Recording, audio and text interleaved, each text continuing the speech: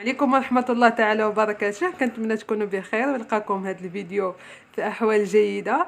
اليوم إن شاء الله غادي ندير معكم فيديو جديد. الوصفة ديال اليوم هي عبارة على مركز ديال الليمون الحامض اولا الحامض. على بركة الله ندوزو للمقادير والطريقة ديال التحضير.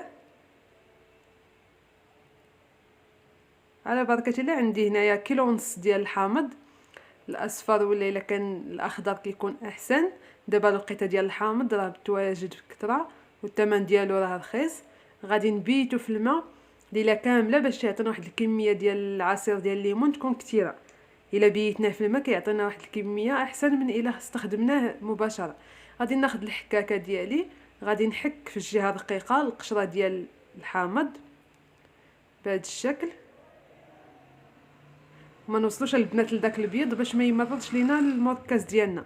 غادي نحاولوا نحكو غير ديك القشره الصفراء الفوقانيه بوحدها.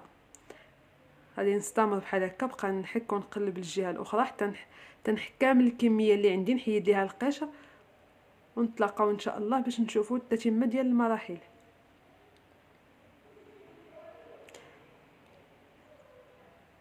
ها هو البنات الكميه اللي تحصلت عليها من القشر ديال الحامض. غادي نضيف عليها نصف كيلو ديال السكر سنيده ولا سكر حبيبات. كيلو ونص ديال الحامض غادي نحتاجو معاه نص كيلو ديال السكر حبيبات، وممكن تنقصوا الكميه ديروا 300 غرام ولا 400 غرام على حسب الحلاوه اللي كتبغيو.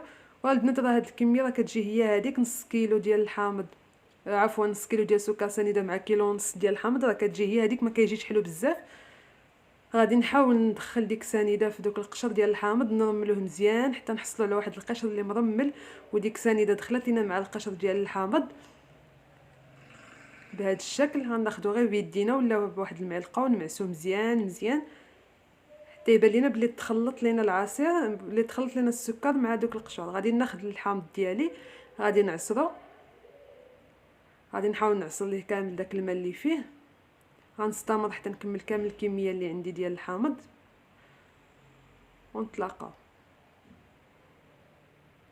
من بعد ما عصرت الحامض ديالي ها هو كما كتشوفوا ملي خلينا الحامض ديالنا مع القشر ديال الحامض مع السكر سنيده كيولي بحال تعسل لينا وكتطلق داك القشر شويه ديال الماء وكنخلطوه كما كتشوفوا على هذا الشكل. نحاول نمعسو مزيان مزيان حتى ينسجموا لينا. عاد غادي نضيف عليه داك العصير ديال الحامض اللي تحصلنا عليه منين عصرنا الحامض ديالنا. ها هي البنات الكميه اللي تحصلنا عليها منين عصرنا الحامض ديالنا. واخا فيه دوك العظومه ديال الحامض راه غادي نصفيوه وما غاديش نخليوهم في الحامض ديالنا.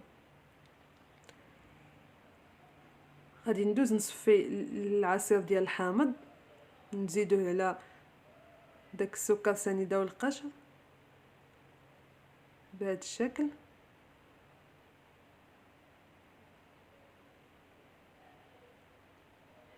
كما قلت لكم البنات راه كيجي هذا المركز رائع. ممكن نزيدوه مع عصير ديال التفاح، ممكن نديروه بوحدو، ناخذوا المركز ديال الحامض نزيدو معاه واحد الكميه ديال الماء نخففوه بالماء، وكما ممكن نضيفوه للعصائر ديالنا. ها هو البنات من بعد ما صفيت داك العصير ديال الحامض غادي نخلطو مع السكر وغادي نخليه الا درتو بالصباح نخليه حتى العشيه، ولا درناه بالليل نخليوه حتى الصباح.